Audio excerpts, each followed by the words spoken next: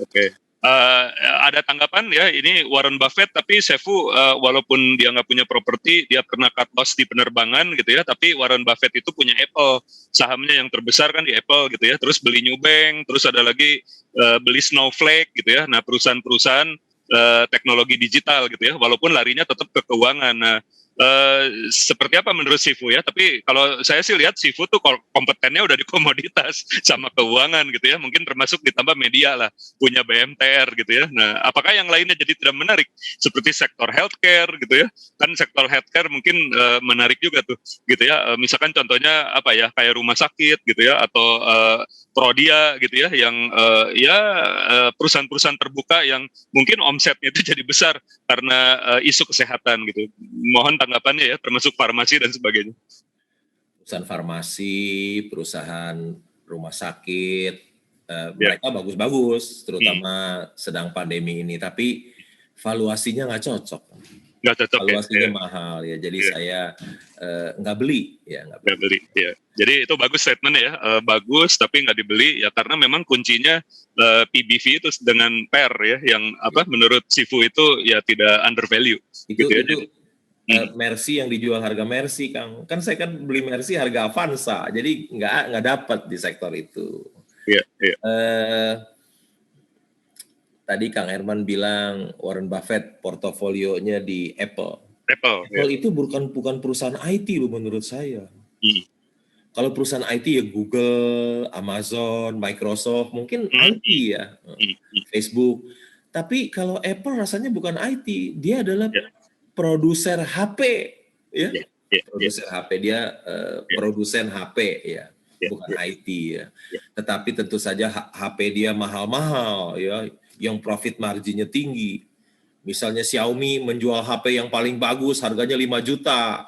Mungkin Apple bisa jual harga yang barang yang sama harga 30 juta gitu, profit marginnya besar. Jadi dia sebetulnya produser HP yang bisa jual harga dengan profit margin yang tinggi. Gitu. Ya, saya setuju ya, karena saya udah survei juga tuh, kayak saham FANG ya, Facebook, Apple, Amazon, Netflix dengan Google. Jadi Warren Buffett itu betul kata Sifu, lihat ROE ya, return on equity. Nah, yang paling ROE-nya tinggi itu adalah Apple ya. Dia sekarang itu udah hampir 100% gitu ya. Kayak saham Unilever lah zaman dulu gitu ya, ROE-nya tuh 100%. Yang lain itu 20% gitu ya, 30% gitu, dan cenderung flat. Cuma Apple yang ROE-nya meningkat gitu ya. Jadi kayaknya Warren Buffett juga lihat tetap ya fundamental gitu, walaupun Apple itu ya perusahaan kekinian gitu ya, tapi tetap fundamentalnya macam ROE gitu dilihat. Dan kalaupun mungkin PER-nya sudah mahal, dia ya pakai PEG ya, price earning growth gitu kan. Jadi EPS growth-nya lebih tinggi daripada price-nya, sehingga PEG-nya itu bisa lebih rendah. Sehingga Warren Buffett memutuskan untuk beli, dan belinya pun di tahun 2016. Waktu itu sempat ada kasus juga ya, Apple itu kan ada kasus pajak gitu ya, nyimpen duit di Irlandia sehingga harga sahamnya jatuh gitu. Jadi prinsipnya tetap aja ya, mau beli sektor apapun ya ketika harga lagi murah gitu. Kalau harganya lagi ketinggian, kita nggak boleh ambil gitu ya.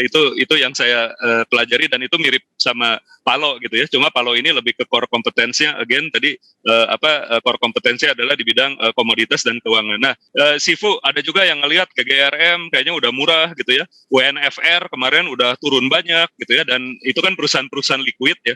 Apakah cocok untuk dibeli gitu ya, dicicil beli gitu? Ya mungkin ada juga investor yang aduh kalau saya nunggu lama nih nggak tahan gitu ya, udah saya mau yang liquid aja gitu ya, saya cicil beli kayak WNFR, Astra gitu ya, atau Telkom misalkan yang lagi murah gitu. Mungkin ada saran gitu ya, walaupun saya tahu Sifu value investor sejati ya, pasti kan lihatnya per PBV gitu, kira-kira seperti apa? Ya, memang Unilever itu perusahaan yang super bagus ya. Ya, super bagus ya, wonderful company.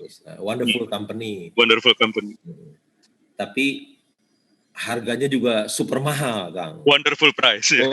Jadi ini mobil Rolls Royce harga Rolls Royce gitu kan. Jadi nggak berani disentuh juga. Tapi kalau gudang garam oke, karena gudang garam oke. Lihat ya, price tubuh hanya 1 kali gitu ya. Iya. Apalagi katanya pemerintah tahun depan pajak mau tidak tidak akan terlalu dinaikkan. tinggi, dinaikkan. Ya, jadi Ya. kelihatannya gudang garam lagi turn around, berbalik arah. Ya. Turn around. Ya. Ya, tapi Seifu kan nggak beli ya, karena lihat masih ada opsi lain yang lebih murah gitu kan. Jadi ngomong gini bukan berarti beli ya. Itu gimana teman-teman lah. Kalau teman-teman suka rokok ya monggo gitu ya. Teman-teman lihat BNI masih under value, masih ada kemungkinan naik dibandingin bank buku 4 yang lainnya. Nah itu silakan gitu ya. Tapi kalau saya tanya ke Palo ya pasti jawabannya ya itu bagus ya. Tapi nggak masuk ke targetnya Palo, karena kalau Palo itu seneng dengan Sigarbat ya, yang murah gitu. Jadi kalau pernya nggak bagus, nggak menarik, PBV-nya nggak mendekati 0,1, 0,2 itu kurang menarik. Sifu, ada lagi nggak perusahaan yang kira-kira PBV-nya 0,1 nih, banyak yang nanya. Siapa tahu ketemu kayak INKP atau Indi zaman dulu nih. Ya, jadi bisa nostalgia lagi ya. Jadi begitu seminar, wah Sifu aku sudah kaya gitu ya karena ketemu saham yang PBV-nya 0,1. Silakan. Saya nggak bisa sebut Kang Herman. Kalau saya sebut nanti harga sahamnya Harga melonjak sahamnya naik. bagaimana? Iya, seperti yang sudah-sudah kan pada melonjak. Ya. Dan saya juga lebih suka memberikan kail daripada memberikan ikan.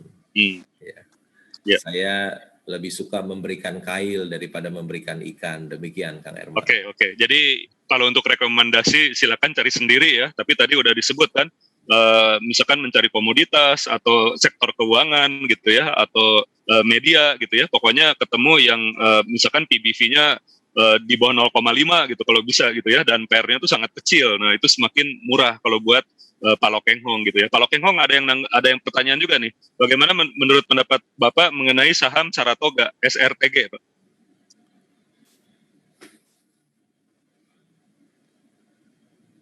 Ya itu holding company ya, punya perusahaan yang banyak ya. Kinerjanya tentu tergantung dari saham-saham yang dia miliki.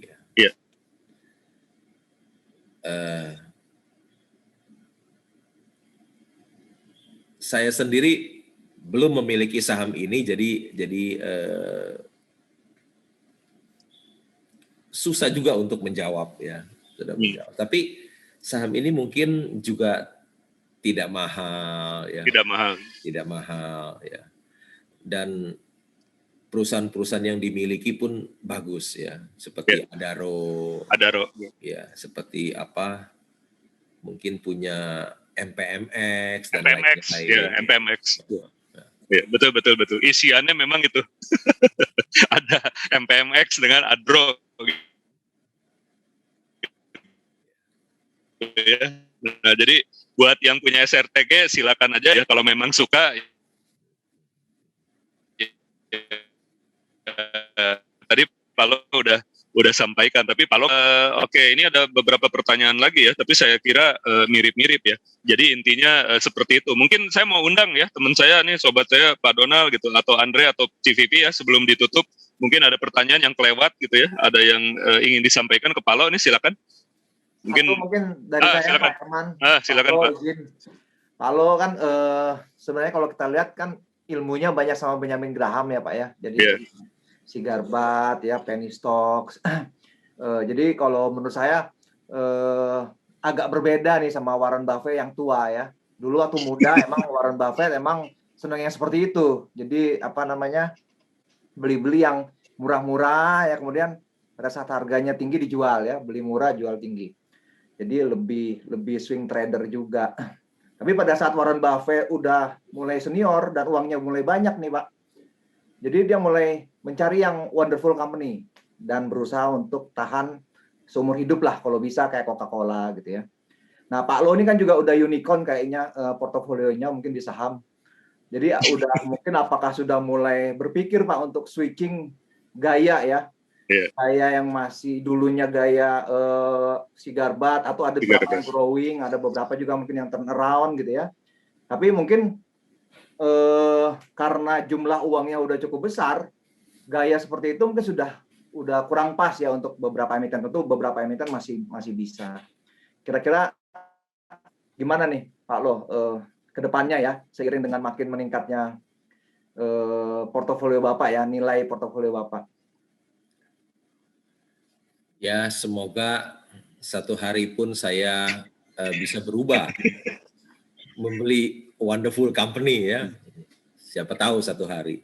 Tapi kadang-kadang kalau kita ketemu si Garbat yang PI 3 kali, price to book 0,3, tangan gatel juga Pak Donald, masa nggak beli? Tangan gatel juga ya. Mendarah daging sih Pak ya. Perusahaan murah banget gitu, masa kita nggak beli gitu ya. Kan kadang-kadang kita salah Pak loh. Jadi misalnya kadang-kadang kita kan bisa salah ya. Misalnya kayak bumi gitu mungkin Pak. Sehingga ada kekhawatiran juga kalau salah gimana keluarnya. Nanti kalau Pak Lo nih misalnya Pak, mudah-mudahan Kevin benar ya. Tapi kalau Mama salah gitu Kevin. Pak misalnya itu nanti keluarnya susah Pak. Kan Bapak punya uang mungkin di situ besar sekali, sementara mungkin perdagangan di bursa itu jumlahnya kan hanya seperberapanya lah dari transaksi yang sudah dilakukan ya. Kan saya beli Klipan Finance, masa sih multi finance itu si Garbat Pak? Terus masa nilai buku per sahamnya 1.200, Klipan Finance harga saham 200, masa kita nggak beli gitu kan? Beli aja lah ya. Apalagi yang punya siapa? Yang punya kan pemegang saham mayoritasnya Penin Bank. Penin Bank itu bank yang paling kuat loh di Indonesia. Buktinya kemana? Tahun 98. Waktu 98 semua bank termasuk BCA harus direkap. Dibantu sama pemerintah. Penin Bank direkap nggak? Enggak. Itu terbukti loh. Itu bank yang paling kuat di Indonesia. Tahun 98 krisis ekonomi yang paling dalam dia tidak apa-apa ya. Dan dia yang punya pemegang saham Klipan Finance, pasti Klipan Finance itu pasti kuat sekali ya. Jadi ketika sahamnya nilai buku per sahamnya 1.200, harga saham 200, nggak beli juga tangan gatel Pak Donald. Iya. Apalagi kalau kita lihat tahun 2019 labanya 360 miliar loh, ya kan? Iya. Masa multi finance rasanya bukan si Garbat kali ya, lihat aja Adira kan gede, Adira. DMF. Sekian. Oke. Pak Donald, Pak Lo ada yang nanya juga nih. Apa? Suaranya nggak kedengeran, Kang. Kan strategi jualnya ya. Katakanlah BM-nya Lo strategi jual, Pak. Contohnya BMTR ya. BMTR itu kan saat ini hari ini kemarin ya Jumat itu harganya 270 ya BMTR Pak. Terus book value per share-nya 738 Pak. Gitu ya. Book value per share-nya tuh 738. Nah, ketika ya misalkan someday itu akan di 738. Nah, apakah Palo akan lepas? Karena dia udah mendekati ke book value per ini banyak yang nanya Pak. Jadi indikator ngejualnya itu apa gitu ya. Kalau sekarang kan kita lihat BMTR-nya murah ya. Jadi katakanlah harga pasarnya 270. Nah, value-nya itu adalah atau nanti jual sedikit-sedikit atau selama kinerja keuangannya bagus itu dibiarkan saja. Nah, atau seperti apa strateginya? Kalau kita lihat kembali beberapa tahun yang lalu, misalnya 2013, harga BMTR itu 2.800 loh. Ya kan? Dan kalau kita lihat mungkin kinerja tahun 2013 dibandingkan dengan 2021 mungkin kinerjanya lebih bagus sekarang daripada yang dulu itu. Jadi harga BMTR itu masih jauh. Ya. Masih jauh ya? Masih jauh sekali ya, masih didiemin aja, nggak pernah dijual, mungkin bisa ditambah tetapi dijual enggak. Karena ketika saya beli 200, 1 minggu kemudian kan jadi 350. Iya kan? Saya udah untung berapa? 75%. Saya nggak jual satu lot pun, meskipun teman-teman pada senang, ya, pada jualan. Saya enggak. Lihat saham saya, bukan hanya tidak berkurang, malah bertambah terus itu kan. Iya. Gitu. Jadi jualnya kapan tuh Pak? Begitu. Jadi jualnya kapan? Begitu seperti dulu gitu ya, yang pernah di harga tinggi gitu, atau cukup ngelihat 738-nya book value per share-nya. Ini mohon panduan nanti cuannya gimana? Ngelepasnya Pak? Nggak panduan ngelepasnya. Jawab, lihat nanti aja Kang. Ya, dijualnya di berapa lihat nanti aja. Ya. Iya. Pokoknya sekarang kita kan long term. Jadi long term ya tidur aja. Tidur aja, nggak dipikirin nanti mau jualnya kapan ya. Biar aja dia naik turun ya. Iya. 2013 itu ganti kepemilikan, Pak. Hah? Ganti pemilikan waktu Ganti 2000 kepemilikan. MPR ya 2013 itu Ganti kepemilikan apa, Pak? jadi BHIT membeli BHIT. MPR ya dari pemilik sebelumnya. Iya. Ini Jadi teman-teman ada banyak isu yang naik. concern Pak terkait dengan GCG gitu ya. Kira-kira gimana nih Pak untuk menjawab pertanyaan itu terkait mungkin untuk saham-saham yang mungkin ada beberapa pertanyaan lah. Kalau Pak Lo Keng Hong, misalnya dulu pernah di Bumi, sekarang juga masuk ke BMTR ya, dan juga mungkin ada saham yang lain yang kemudian teman-teman nanya nih, apakah Pak Lo concern atau sudah ada beberapa hal yang membuat Pak Lo yakin tuh, wah mantap BMTR mantap nih GCG-nya misalnya.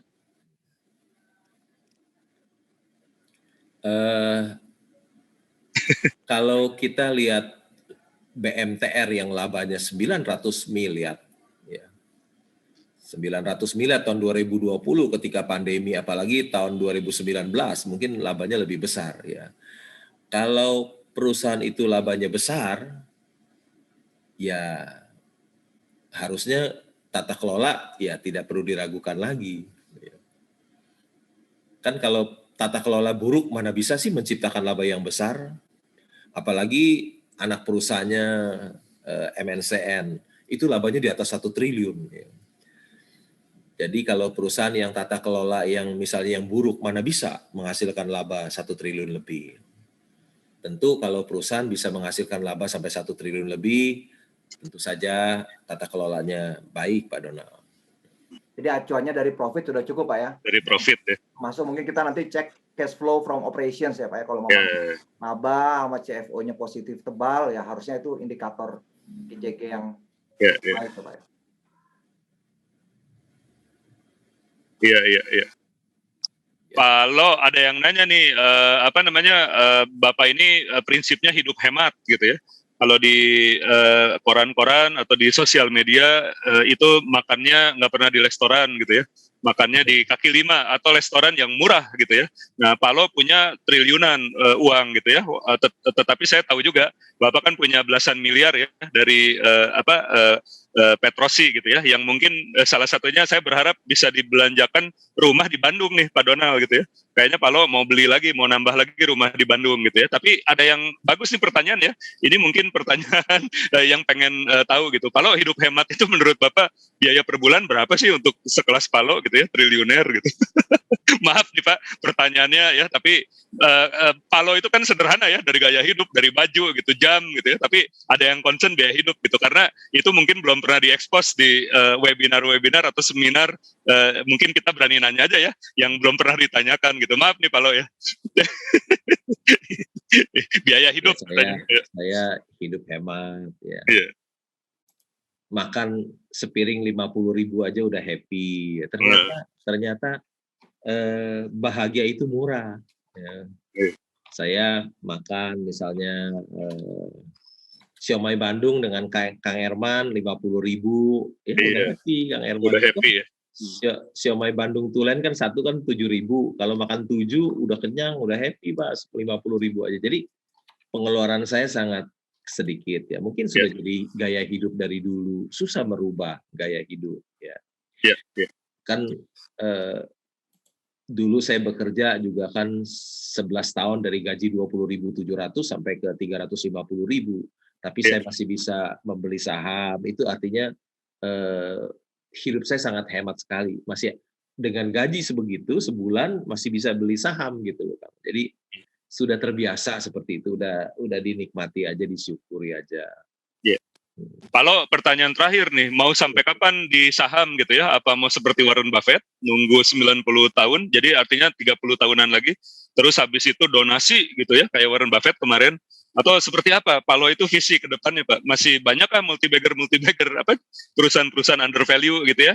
Jadi Pak Lo bilang, uangnya terus akan compounding terus gitu di saham gitu, atau seperti apa? Bapak menentukan masa depan untuk investasi dan diri Bapak sendiri. Saya sudah 32 tahun menjadi seorang investor saham, tidak punya bisnis yang lain, jadi mau kerja apapun nggak bisa, Kang. Suruh saya kerja apapun saya nggak bisa. karena karyawan aja satu nggak punya, ya mau kerja apa aja nggak bisa. Ya. Saya hanya seorang investor saham. Pekerjaan saya hanya itu saja. Ya, sudah saya lakukan 32 tahun. Jadi mungkin pekerjaan itu akan saya lakukan sampai akhir hidup saya. Ya. Menjadi seorang investor saham akan saya lakukan sampai akhir hidup saya. Kan saya sudah 32 tahun menjadi investor saham. Kerja yang lain nggak bisa. Ya. Jadi itu akan saya lakukan menjadi investor sampai akhir hidup saya. Ya. Gitu. Oke, terima kasih Pak Loy ya. Nah, mungkin yang terakhir Pak, menentukan intrinsic value itu apa hanya dengan PR sama PBV? Bapak lihat kan tadi Pak Pandu bilang ya, ada juga discounted cash flow katanya. Nah, itu mungkin terakhir pertanyaan Pak, gimana Pak tentang valuasi sahamnya Pak untuk menentukan nilai intrinsik gitu ya dari satu saham? Ya. Saya masih membeli saham dengan metode yang sangat sederhana, yang sangat simple, hanya price to book sama price earning ratio. Itu bisa dilakukan oleh orang-orang yang hanya lulusan SD. Jadi seperti discounted cash flow, saya sampai saat ini belum bisa. Nanti saya mau belajar sama Kang Herman aja hitung bagaimana discounted cash flow. Siap. Oke. Terima kasih, Sifu. Metode saya sangat sederhana, hanya price to book, price earning ratio, hanya yang bisa dilakukan oleh lulusan SD saja, Kang Herman. Iya. Yang sederhana aja hasilnya triliunan gitu ya. Wah, hebat, luar biasa. Ya, luar biasa. Nggak menghasilkan justru. Iya. Yang karena lama ya, jadi nggak menghasilkan gitu. Oke, terima kasih Sifu ya. Ya, terima kasih banyak.